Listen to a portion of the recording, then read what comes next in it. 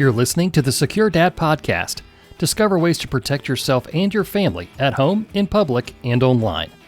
Welcome, friend. I'm Andy Murphy, the creator of The Secure Dad. This podcast serves to help people become proactive in their safety. The information I share on this podcast is for general information purposes only.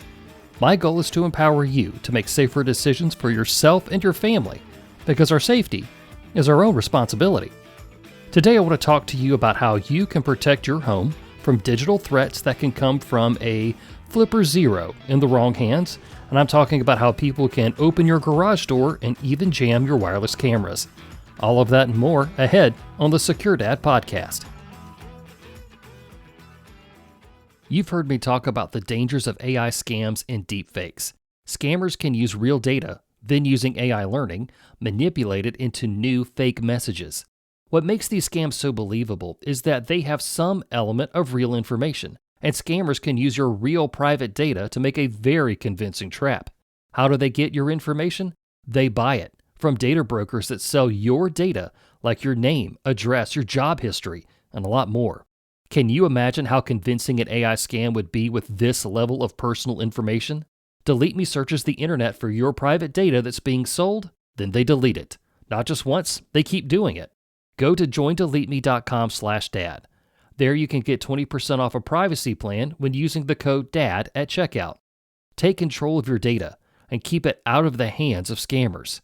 See why I find Delete Me essential to my privacy at joindeleteme.com/dad and use promo code DAD to get 20% off today. Delete Me is a sponsor of the Secure Dad Podcast. I wrote Home Security, the Secure Dad's Guide to help busy people protect their homes and families. The methods discussed in this book, I use myself. I wanted to create a concise guide that delivered solid, proven techniques so that you can be confident in securing your home. You can't search the internet forever looking for home security tips. You need a strategy. The core of my book is the layered home defense strategy. This consists of discipline, deter, fortify, and defend. This comprehensive strategy will make your home safer today and for years to come. Get your copy of my best-selling book today when you search Amazon for The Secure Dad.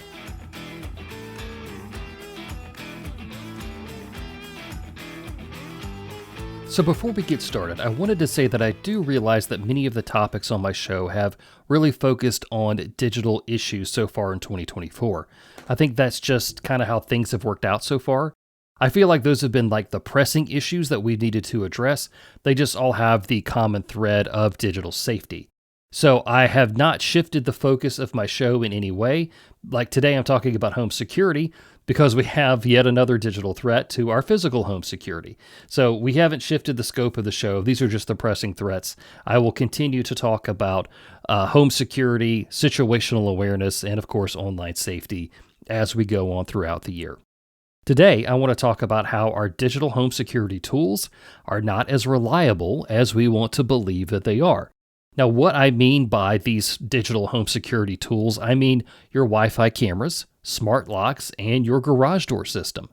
Please don't get me wrong. These are nice elements to our layered home security plan, but they can be defeated, and we've known that for a long time, but we just haven't really wanted to address it or think about it. So today, I'm going to talk about how we can protect our home from thieves who can disrupt our digital home security devices. So first, we're going to start out by looking at all of the problems, and I will fully explain them, and then we will talk about solutions. So first up is our garage door. Now, I know you may be thinking, Andy, garage doors have been around forever. Why are we talking about this like there's some sort of an urgent threat? Well, in simple terms, I want you to think about this. Your garage door opener is a transmitter that when you push the button, a signal is sent to a receiver at the motor inside your garage that raises and lowers the door. The garage doors don't use the same signal over and over again. As a security measure, they use what's called rolling code. A rolling code uses an algorithm to provide a new code for the garage door in the range of codes that's predetermined by the manufacturer, and they actually differ from manufacturer and even model type. So this is kind of like getting a new key for your front door every time you want to open it. Now this is great so that people can't capture the one code that you have and then use it against you. Of course, the easiest way to do this is to break into your car window in a parking lot and then steal your clicker, and then they go to your house and then they rob it. So there are some less technical ways of getting past your garage door that already exist that we've talked about in the past. Now the technology exists that can scan for and duplicate your rolling code for your garage door. In fact, an out-of-the-box Flipper Zero can be programmed to become a spare garage door clicker. There are tons of videos about it on YouTube if you're interested. But with some tweaking, a Flipper Zero can become a tool for a brute force attack that can open your garage door using software like Keylock. Then you can also clone a remote and then get into that rolling code with a Flipper Zero. Now these tools have actually existed for a long time, but the Flipper Zero is the new hot tool right now, so this stuff is getting a lot of attention, which I think is good because we're talking about it. But the takeaway for you right now is that your garage door can be opened by other people. Now, for those of you who have not heard of a Flipper Zero, it's a handheld, toy-like device that can be used for hacking and penetration testing. While an out-of-the-box Flipper Zero can do a lot, it can be expanded with things like an ESP32 Wi-Fi dev board that can open up more possibilities for it. There are also programs and scripts that you can use for more nefarious things, but overall, the Flipper Zero is not a malicious tool, but it can be used for bad things. But many of these attacks that I've talked about have been done using other hacking tools, so don't think that a Flipper Zero is necessarily a tool for criminals. It can do a lot of different things. So now let's talk about our Wi-Fi home security cameras. Regardless of the brand of Wi-Fi camera that you have, there's a good chance that it runs on the 2.4 gigahertz frequency. This is an older frequency that is more widely used by many different types of devices.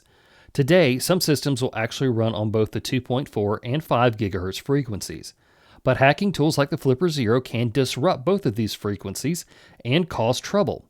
Back in September of 2022, I did a podcast on Wi-Fi jammers being used against home security cameras. These attacks didn't jam the cameras themselves or damage them in any way, but they disrupted the frequency on which the data is communicated. So in simple terms, think of it like it's a water hose. The spigot is the camera, the nozzle is the data hub, and the hose is the 2.4 frequency. This type of an attack on that frequency is like tying a knot in the hose. The water is trying to flow out, but it can't go anywhere because the hose isn't allowing it. Your cameras will function, but the data going through them will be jammed, making them useless. Our last problem that we're going to discuss, and we will go over the solutions in a minute, we want to talk about smart locks. These are deadbolt locks that run on Wi-Fi, Bluetooth, or Z-Wave. These locks can be opened with a smartphone or a fob without having to input a code or use a key. The technology is very cool, but as you can guess, there are some real security issues. Common criminals are not going to carry the type of equipment they need to hack a smart lock, so let's keep that in perspective. But hacking a smart lock can absolutely be done. It may not be as fast as it happens in the movies, but it can happen. I don't know about you, but somebody creating a new digital key for my front door without having to touch it is alarming at the least. And with each passing day, this technology becomes more and more accessible, and these methods are posted online, so it's really only a matter of time before people really are going to be able to do this whenever they want to. Now that we've established these problems, let's work through some of the solutions. For the garage door, you can actually install a deadbolt lock on it. This will require its own manual key that you will have to lock and unlock when you use it. So if somebody gets a hold of your frequency or your rolling code for your garage door, if it's actually physically locked, they're not going to be able to open the door. So that is something that you can definitely do. It is definitely not convenient, but it's available to you. Another consideration is putting your garage door motor onto a smart plug. Keep in mind that your garage door can't be hacked if it's powered off. So using an app on your phone, you can turn the smart plug on or off when you want to come and go. Before you leave, when your car is parked inside, you can power on the smart plug, then tap your garage door opener, open the door, back out, close the door, and then finally, once everything is set, you can turn off that smart plug so that the motor and receiver are powered off.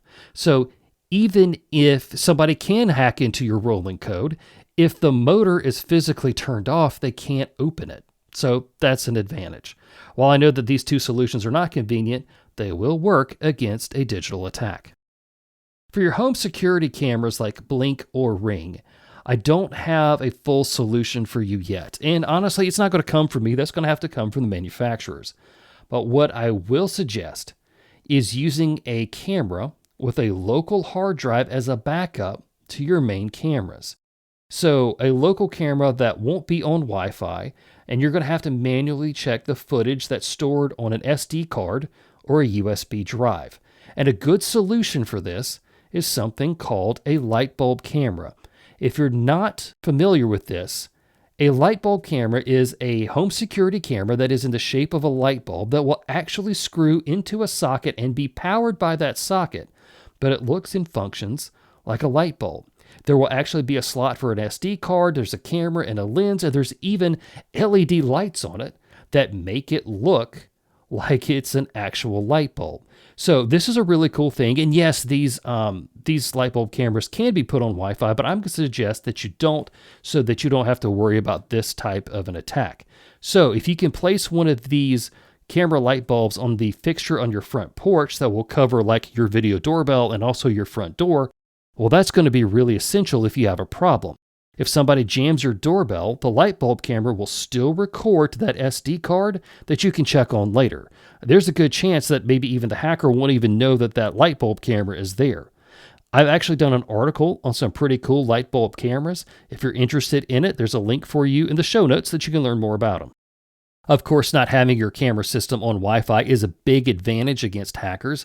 A wired system has tons of benefits, but they're generally more expensive and require professional installation, but they have their pros and their cons, just like the Wi-Fi ones. As for smart locks, generally I think that we should avoid them. I've just never had a good feeling about these. Yes, they are cool, and they are mostly safe to use. So if you have one in your front door, please do not panic. Everything's going to be okay. These types of smart locks are very hard to crack. They are. But they are today. I don't know what it'll be like in a year. The technology and skills to hack one of these is becoming more and more common with each passing day. And you can also argue that, having a smart lock and having it hacked is not really different from having a traditional lock picked. But if someone is going to pick my lock, I want them to be physically at my door instead of down the street or remote halfway around the world. I want that person to be on the porch so that I have a better chance of seeing them and I have a better chance of responding to them. The thought of somebody sitting in a chair somewhere unlocking and locking my front door is just not something that I'm interested in. So that's why I say to avoid them. If you have one, again, they are very hard to hack for today, but I don't know what things are going to be like in the future. Just my thoughts.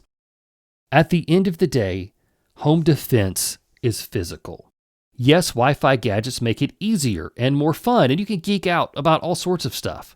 But what's going to protect your home is locked doors, security lighting, secondary locks, and a proactive approach to fortification. While a hacker might be able to get into your garage, if the door between the garage and the house is locked, you're doing good. If that same door has a flip lock on it, you're doing great. Humans will have to physically be able to get into your home to rob it, so meet them there where they are with real physical defenses. For more on securing your home, check out my Family Home Security Assessment. This is a 12-page DIY home security checklist that will help you upgrade your home security. For more, visit thesecuredad.com/assessment to get your copy today.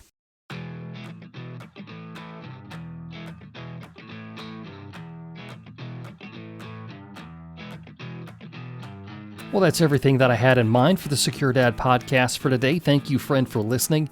Take back your privacy and personal data with help from Delete Me. Get 20% off a privacy plan when using the code DAD at checkout. Go to joindeleteme.com/dad to get started. Don't forget to grab your copy of Home Security, the Secure Dad's Guide today. You can search for it on Amazon, or I've set up a link for you in the show notes. Every family deserves online safety. That's why so many families trust Bark to help them safeguard their children online. Get 10% off any Bark app subscription when you use the code SecureDad at checkout. If you want to know more about the Secure Dad, check me out on Instagram and X. My username for both platforms is TheSecureDad. And of course, my website is available to you all the time at thesecuredad.com. I'm Andy Murphy, reminding you that our safety is our own responsibility.